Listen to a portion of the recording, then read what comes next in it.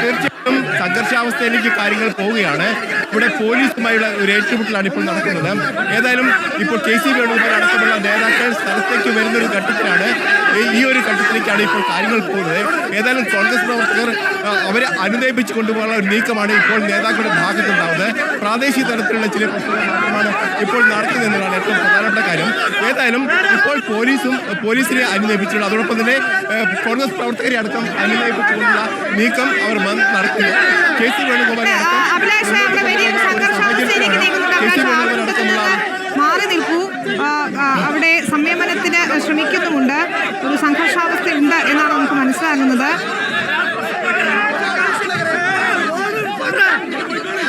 തീർച്ചയായിട്ടും ഇവിടെ പോലീസുമായിട്ടുള്ള ഒരു സംഘർഷമാണ് കോൺഗ്രസ്. കാരണം ഇന്നലെ ഏതായാലും മുതിർന്ന നേതാക്കളടക്കം ഇടപെട്ടുകൊണ്ട് തന്നെ പ്രശ്നപരിഹാരമാണ് ഇവിടെ നടത്തുന്നത്.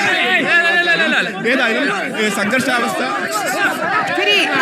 ദൃശ്യങ്ങൾ കാണാനുണ്ട്. ഒരു സംഘർഷാവസ്ഥ തന്നെയാണ് പേരാമ്പ്രയിലുള്ളത്. ഇന്നലെ ഷാഫി പറമ്പിൽ MP-ക്ക് നേരെ ലാത്തി ചാർജ് ഉണ്ടായി. അതിൽ വലിയ പ്രതിഷേധമൊക്കെ അരയടിക്കുന്ന നമ്മൾ കണ്ടു. പേരാമ്പ്രയിൽ ഇപ്പോഴും സംഘർഷാവസ്ഥ തുടരുന്നുമുണ്ട്.